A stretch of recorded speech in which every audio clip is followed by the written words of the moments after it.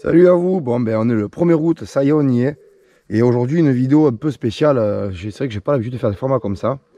Et ben on va voir un peu parce que j'ai bougé des cartons, des choses comme ça, et j'ai retrouvé dans une vieille boîte tout plein de semis que j'avais pas utilisé parce que forcément je fais un peu moins de choses maintenant vu que j'ai mes variétés fétiches préférées quoi.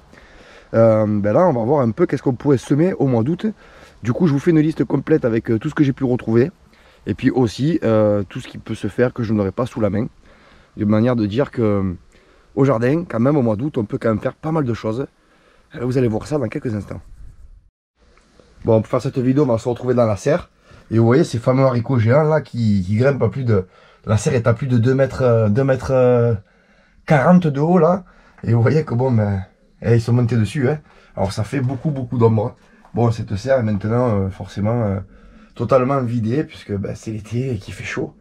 On a juste 2-3 petites choses histoire de faire quelques aromates hein, et de rajouter un peu au jardin quoi. Alors voilà, le petit plan de travail sera l'idéal pour présenter donc ces graines. Alors bien sûr, un must, quelque chose de très connu, hein, radis. Radis, ça c'est quasiment toute l'année. Donc ce sont des vieux paquets. Alors souvent les copains ou la famille ou quoi, vu qu'ils savent que je fais du jardin, ils avaient tendance à m'offrir des graines. Et je me suis retrouvé en quelque temps, 2-3 ans, 3-4 ans, avec des dizaines et des dizaines de paquets. Et ayant moi-même mes propres graines, c'est vrai que c'est assez rare maintenant que je retourne en acheter. Bien que parfois quand je fais des courses, s'il y a un truc que je n'ai pas, eh ben, j'aime bien l'essayer. Donc voilà, là par exemple c'était la variété Saxa 2, que je ne connais pas. Donc c'est un petit radis rond rouge, hein, boule. Ben, les oignons rouges. Les oignons rouges. Alors ça, pour information, c'est du Lidl.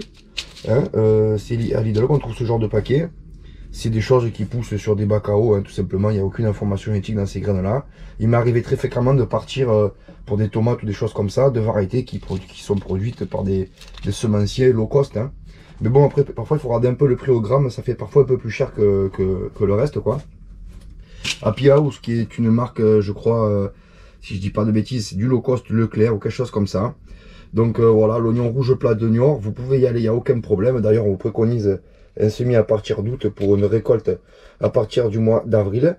Il faut savoir aussi que ce genre de culture-là n'aime pas passer tout l'hiver les pieds dans l'eau. Ce qu'il y a de bien avec celui-ci, c'est qu'il est plat. Et donc, en général, on se retrouve avec la boule à rasette du sol. Donc, ce que je fais en général, c'est que je dégage un peu les côtés de l'oignon pour lui permettre de grossir un peu plus. Voilà, on se retrouve avec la racine dans le sol. Il faut un sol bien sûr frais, meuble aéré, plutôt riche. Hein, et puis surtout, ça se cultive un peu comme... c'est un peu comme les carottes ou les choses comme ça qu'on va semer, comme quelques crucifères aussi, qu'il va falloir bien éclaircir. Il a besoin de place.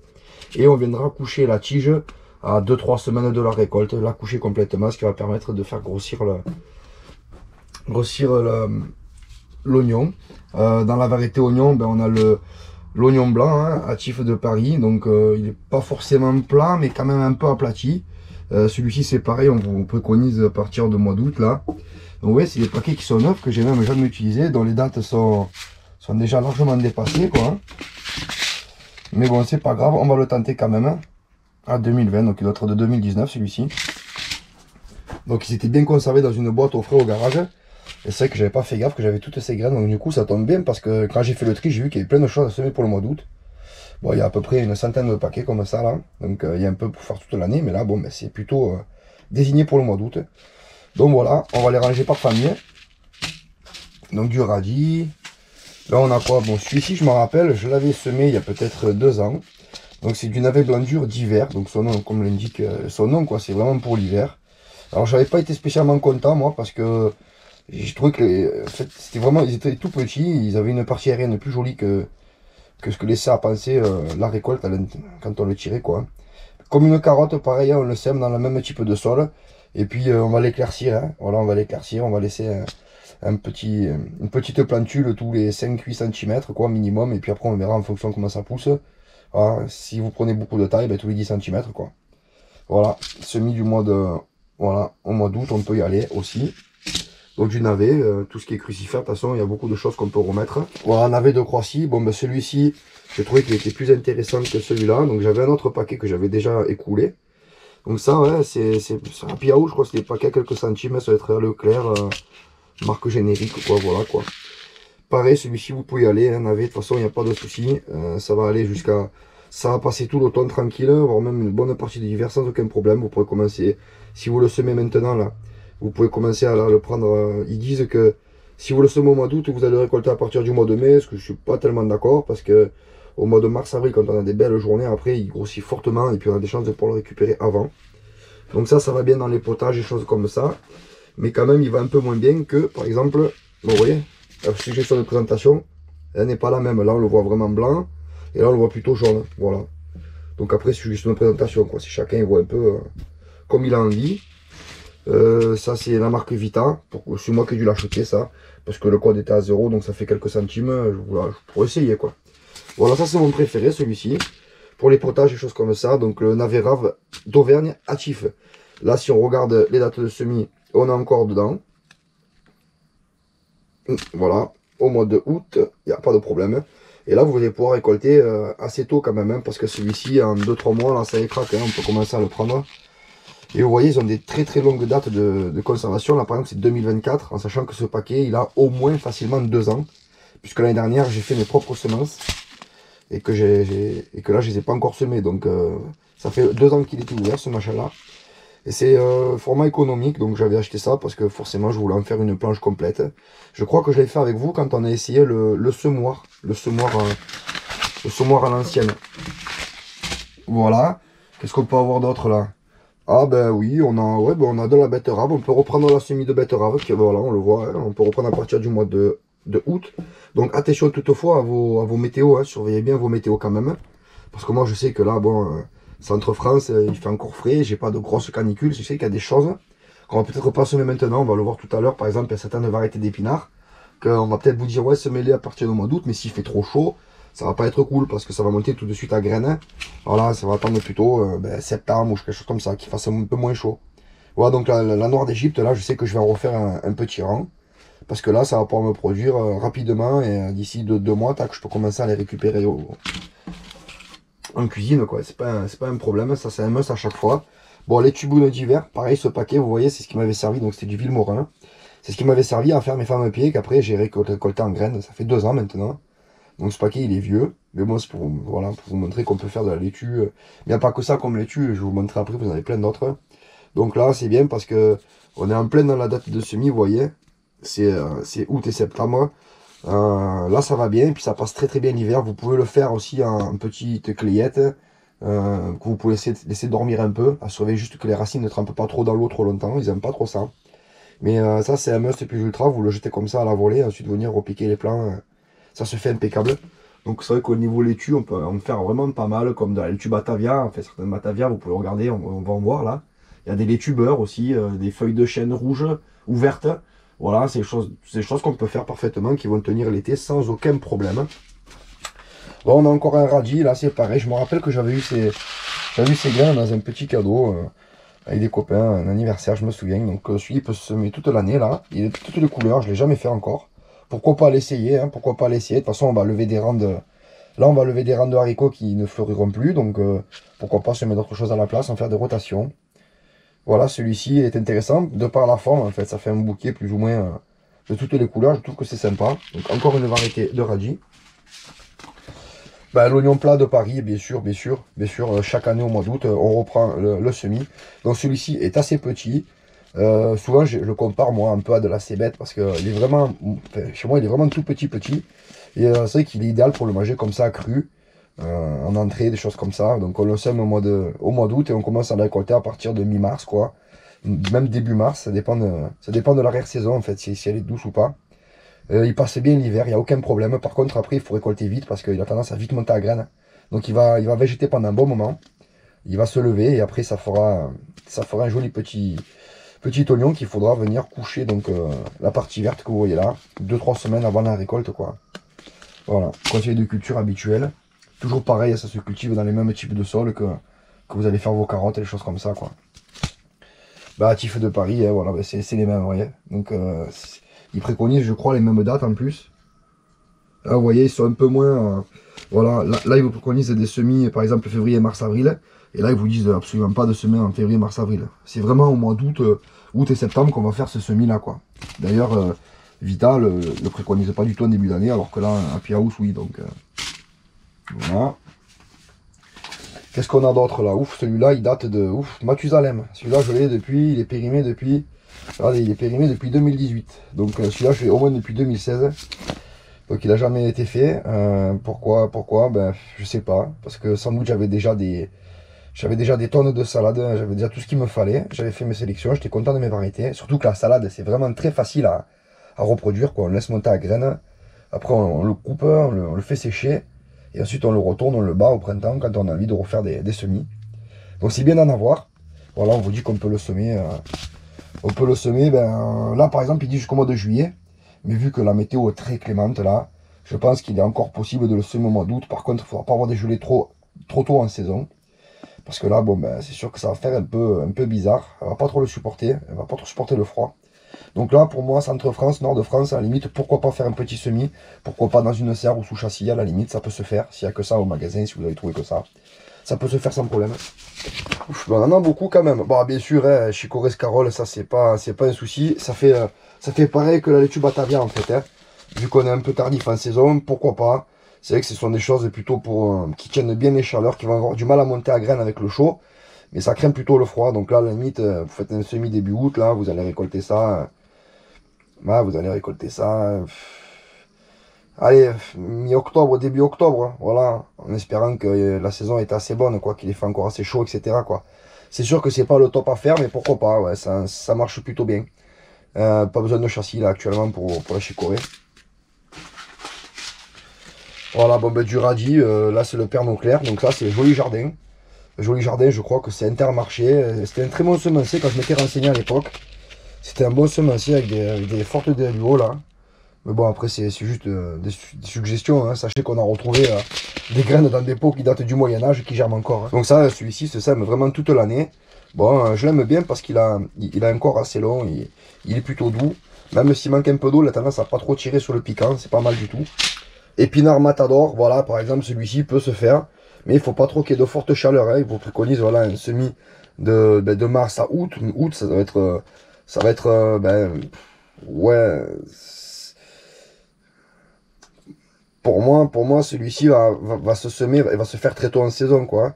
Je pense pas qu'au mois de juillet, même en mi-juin, je pense pas qu'on puisse faire de belles récoltes parce que j'en ai semé pas mal ici, plusieurs fois. Et c'est vrai qu'il monte très vite à graines, quoi. Il fait vite une fleur, une tige et puis il monte, quoi. Donc là, au mois d'août, pourquoi pas, il faut pas qu'il fasse trop chaud, faut pas trop qu'il soit stressé. Et après, il faudra le récolter avant les gelées, quoi. Voilà, donc là, de l'épinard. Qu'est-ce qu'on a encore? Décidément, on en a beaucoup, hein. Alors celui-là, je l'ai jamais essayé, voilà, il me fait rigoler. Donc quand c'est Joli Jardin, c'est moi qui l'avais acheté. Hein. Et du coup, il me faisait penser un peu à un navet. Ça a l'air d'une grosse boule, j'ai jamais fait celui-là. Le radis rond rose à bout blanc 2, national 2. Donc voilà, c'est de l'hybride. De toute façon, la plupart des graines ici sont des hybrides. Hein. Voilà, il se sème à peu près toute l'année. Voilà, je connais pas... faire un sol bien riche, bien préparé, léger, motte, radis rond rose. Carminé à bout blanc, feuillage développé, peut se semer sur une longue période, culture facile en pleine terre. C'est une variété rustique. D'accord, il a l'air assez rapide quand même, hein, en 22-25 jours. Pourquoi pas l'essayer celui-ci? Moi le must c'est vraiment le radis de 18 jours, pour quelque chose de hâtif. Ah ben bien sûr, hein, chou navet, ben là c'est jaune à collet vert. Donc celui-là je l'ai encore jamais fait, et pour bonne raison, on vous dit encore jusqu'à juillet vous pouvez le semer.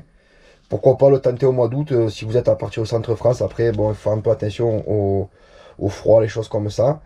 Je sais que c'est pas quelque chose que j'avais mis parce que simplement je faisais du rutabaga classique, moi, tout simplement. Ou alors je fais du navet, du jaune. C'est comment il s'appelle déjà celui-ci? Boule d'or, voilà. En général, je fais du boule d'or. Donc j'avais acheté ça, mais je n'avais jamais essayé. Voilà, après à cette période-là, ce qui est intéressant de savoir, c'est qu'il n'y a plus trop les altises, les choses comme ça, donc pourquoi pas, ça peut se faire. Encore un navet, vous voyez, un navet, ça commence à faire pas mal. Monstrueux de Viroflay, donc lui, il tient déjà un peu mieux, hein, pour moi, c'est un must à cette période-là. À partir de chez nous, août, là, hein, sud de France, plutôt fin août. Il tient bien l'hiver, celui-ci, là, vous le semez maintenant, et puis il va pouvoir se manger à l'hiver. Celui-là, il est pas mal. C'est un de mes préférés, celui-ci. Voilà. En plus, qui produit vraiment des feuilles vraiment grosses et charnues. Je l'aime bien, lui-là. Qu'est-ce qu'on a d'autre encore qui peut se semer maintenant? Bon, ben ça, c'est le top du top. Ça se sème toute l'année. Je l'avais acheté il y a déjà un moment parce que j'avais pour projet de faire une petite jardinière suspendue pour faire du mélange à couper, en fait. Et vu que c'était des variétés qui peuvent se couper au ciseau et repousser avec un petit bout de feuille, je m'étais dit pourquoi pas pour faire mes salades à couper. Mais c'est vrai que chaque année, j'ai eu tellement de salades qu'au final, c'est vrai que je ne suis pas vraiment. Je l'ai pas utilisé. Pas une fois. Donc, ils disent pas ce qu'il y a dedans. Le contenu donne à peu près 250 plantes. Il y a quoi à l'intérieur? Donc, la salade baby leaf qui sont réparties en un tiers de salade boule, un tiers de red salad bowl et un tiers de Lolo Rosa. Ben, celle-là, je la connais pas du tout. Voilà, je pense que je vais le faire. Je vais faire un petit semis comme ça dans une barquette là, suspendu pour faire un mélange à couper, pour faire les salades tout simplement. Donc, encore de la salade. Qu'est-ce qu'on peut faire encore? Bon, navet de Croatie, hein. De toute façon les navets, ça, on l'a vu tout à l'heure. On peut y aller sans aucun problème. D'ailleurs, on préconise un semis à partir du mois d'août. Il passera sans problème pour les récoltes. Vous allez commencer à le manger en octobre. Vous avez un mois et demi, 2 mois. Voilà, 2 mois, il est là, quoi. Vous pouvez le faire. Il est pas mal en potage, il s'épluche bien. Il a tendance à être un peu plus résistant que l'autre, là. Hop, hop, hop, il est où? On l'a pas encore vu. Voilà, peut-être le blanc dur d'hiver. Hein. Voilà, celui-ci, vous voyez, si j'ai plusieurs paquets, c'est que ça faisait partie d'un de mes musts. Mais mon préféré reste toujours, je le répète, hein, le navet rave là. Un radis, celui-là, je l'avais acheté pour essayer. Vous voyez, d'ailleurs, il n'y a plus les graines. J'ai dû les utiliser. Donc c'est assez ancien. Avec des diluos très longues. Donc j'avais essayé, j'avais pas eu de super bons résultats. Je m'attendais un peu à un goût un peu comme le radis noir. Ça ressemblait à des carottes. C'était un peu un goût de terreux. J'ai pas eu beaucoup de réussite. C'était pas très beau. Au pire, il était un peu gros comme le doigt, là, au maximum. Donc ça n'a pas été une franche réussite. Je vous le montre parce que ben, je le recommande pas, celui-ci là. Voilà, c'est un radis. Voilà, c'est un radis. Ouais, c'est un radis. Bon, c'est pas terrible, pas terrible. Alors là, on est sur du Villemorin, ben, bien sûr, hein, laitue d'hiver, hein, voilà. La Val d'Orge, vous pouvez y aller, pas de problème, vous le voyez, hein, c'est quelque chose de costaud, avec des feuilles épaisses qui vont bien subir l'hiver. C'est quelque chose de croquant à cœur. Il y a moins d'eau dans celle-ci, par exemple, que dans un mélange à couper ou que dans une petite... voilà, ça s'apparente à ça. Vous voyez la forme là? Vous savez que ça va tenir l'hiver, ça, il n'y a pas de souci. Alors que si vous prenez une petite... allez, on va dire une Batavia, c'est quelque chose de plus tendre, hein, quelque chose de plus léger, de plus fragile, quoi. Bon, ben la mâche, pareil, vous pouvez y aller. Je vous comptais faire ça dans un petit bac hors sol. Voilà, à couper. C'est vrai que c'est quand même mieux de les prendre, pas feuille par feuille, mais de prendre, de laisser les quelques feuilles d'en bas pour que ça repousse. Donc à couper, c'est pas terrible. Mais vu que c'est à ras le sol, c'est un truc que j'aime pas trop cultiver au jardin. Parce qu'on sait jamais, on le mange cru, on le cultive à ras le sol, il peut avoir une pisse allez, je sais pas, une bétiole qui passe, c'est pas génial. Donc ça, je le réserve plutôt pour des bacs élevés ou à suspendre, ça serait bien. Donc voilà, mâche verte à cœur plein, il n'y a pas de problème, ça se sème maintenant, on peut y aller. Bon, on continue cette petite série que j'ai presque terminée. Cresson aliénois commun, bon ben c'est un goût poivré, un peu, ça va se couper un peu comme ça, par tige avec un couteau, avec une petite cisaille, un ciseau quoi. Ça va venir agrémenter les plats, donc c'est riche en vitamines, etc. C'est bien pour mieux donner un peu de goût là, par exemple les poissons, les choses comme ça, pourquoi pas des viandes. Voilà, donc ben, ça se sème, ils disent moyen à 12, ben, ça se sème toute l'année, ça se récolte toute l'année, ça, vous voyez. Donc c'est pas mal, cresson aliénois, pourquoi pas. Ça a besoin d'être un sol frais, vraiment ça a besoin d'eau ce truc là, donc faut pas hésiter à mettre ça dans un petit coin ombragé, des trucs comme ça. Voilà pour un aromate, mais sinon au niveau aromate, vous pouvez y aller, hein, tout ce qui est cerfeuil, persil, plat, coriandre, aneth, tout ça c'est pareil, hein, ça c'est toute l'année, on peut y aller, on se fait plaisir. Hein. Qu'est-ce qu'on a d'autre là? Ben, on a encore, ben, je vois qu'on a encore du radis, bon, le radis de 18 jours, je vais pas me faire piquer par la petite guêpe. Allez, dégage. Voilà. Donc, radis de 18 jours.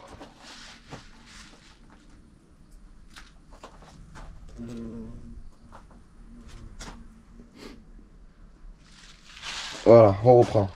Donc, radis de 18 jours. Cela, ben, c'est un must. Vous pouvez le semer presque toute l'année. Voilà, de mars à octobre, là, on peut y aller. Et puis, ça se récolte presque toute l'année. Celui-là, c'est un de mes préférés. Il se cultive facilement. Il n'y a pas trop de problèmes. On peut avoir des gros, des petits. C'est pas forcément toujours bien calibré. Voilà, c'est un sol bien humifère, profond. Avec, bien sûr, beaucoup de fraîcheur. comme quasiment toutes ces variétés-là. Donc cette année, c'est vrai que moi j'ai renouvelé ma semence chez Beaumont. Là par exemple, j'ai la mâche à grosse graine, quoi, voilà. Ça fait partie des choses que, hop, c'est une autre variété, par exemple, pourquoi pas semer plusieurs variétés. S'amuser à faire ça. Chou Sima di Rapa Novantina. Alors, c'est un chou que je n'ai absolument jamais fait. Semis de juillet à octobre, donc juillet j'ai pas trop voulu parce que bon après on a ici on a les altises, tout ça. Donc pourquoi pas maintenant, hein, c'est un brocoli sauvage qui se consomme cuit ou bouilli. On mange les feuilles et les fleurs, ben ouais pourquoi pas, allez je vais essayer ça, voilà, ce chou vous pouvez le semer maintenant. Je vous mettrai une petite image dans la vidéo pour vous illustrer ça. Encore un chou. Là par exemple on voit que j'ai déjà des petits choux là pour l'automne là qui vont se faire, bon ils ont soif, ils ont très soif. Et vous voyez qu'ils tiennent très bien la grosse canicule parce que vous voyez c'est vraiment sec. Ça a séché comme ça en une journée quoi, je vais venir arroser. Hein. Mais c'est vrai que je vous ai déjà dit le mois dernier de faire quelques semis pour vos choux pour l'automne là. Et donc ce qui était valable le mois dernier est encore plus ou moins valable ce mois-ci au niveau semis.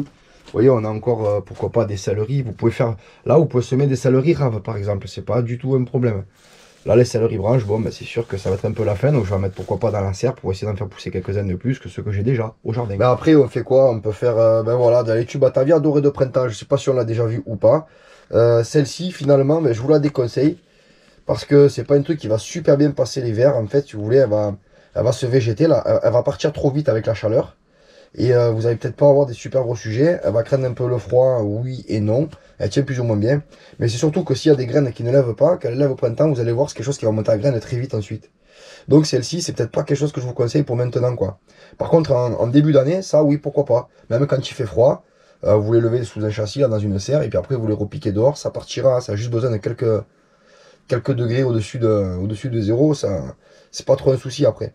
Mais c'est vrai que s'il fait trop chaud, ou après si elle pousse et si elle éclot qui fait froid, c'est quelque chose qui peut végéter pendant assez longtemps. Donc voilà, quand même, soyez prudent à la date à laquelle vous le mettez. Là, pourquoi pas, si vous êtes sûr de le lever avant qu'il fasse trop froid ou quoi, pourquoi pas. Bon, on la connaît, hein, la Rougette de Montpellier, c'est un des musts chez moi ici. Je la cultive chaque année. Bien sûr, j'ai plus besoin de graines parce que j'ai énormément de pieds qui montent à graines. D'ailleurs, je pense qu'elle a dû s'hybrider avec le temps. Pourquoi pas avec une dorée de printemps, parce que bon, elles sont pas forcément cette couleur-là maintenant. Vous voyez, semis à partir du mois d'août. Donc c'est quelque chose qui va vraiment se dormir pendant tout l'hiver, quoi. On peut aussi parfaitement faire des semis en tout début d'année. Il vous le marque pas, là, vous voyez, Vita, il ne se risque pas à vous le conseiller en tout début d'année. Mais on peut le faire en début d'année, là, pour avoir une récolte très hâtive. Ça, je suis pas forcément partant pour dire vous le semez maintenant et vous n'allez pas manger du tout. C'est faux, parce qu'avec les chaleurs qu'on a, etc., les graines vont le lever. Les graines vont le lever et en 2-3 mois, les pieds peuvent être énormes, surtout si l'arrière-saison est douce. Vous allez pouvoir le manger rapidement. Donc là, je suis pas vraiment d'accord avec les dates qui préconisent pour les semis et les récoltes, parce que je suis habitué à cette salade, ça fait des années que je la cultive. Et je sais que, bon, elle passe mal les grosses chaleurs, là. Vous voyez, à partir du mois d'avril, quand il fait vraiment chaud, jusqu'à juillet, là, elle va monter tout de suite à graine, elle va être stressée. Par contre, en hiver, il n'y a pas de problème, elle tient le gel, elle tient le froid, il n'y a aucun souci. Même moi, j'ai des limaces, il la mange pas, il passe à côté, donc je sais pas, elle doit pas beaucoup expectorer, quoi. Hein. Elle doit pas sentir bon. Mais sinon, pour moi, c'est vraiment un must, elle est délicieuse, elle fait vraiment des gros cœurs paumés. Et on peut avoir des spécimens de plus de 60 cm, je vous renvoie sur la vidéo salade géante, là. On avait des salades de 65 cm comme ça, qui montaient pas à graines. Et c'est vraiment quelque chose qui se mange très bien, se conserve assez longtemps. Ça, pour moi, c'est un must. Ça fait partie vraiment d'une base de mon autonomie au niveau salade, quoi. Ça, c'est le top du top. À cette saison-là, bien sûr, vous pouvez refaire des haricots nains. Hein. Moi, j'en ai récolté des tonnes et des tonnes. D'ailleurs, je vais vous mettre une petite vidéo là. Je suis en train de faire des bocaux en ce moment de haricots. Haricots nains, il n'y a aucun problème. Hein. Donc là, c'est la variété Kinghorn Wax. Je trouve que cette variété-là est super intéressante. Elle est vendue à Lidl pas cher.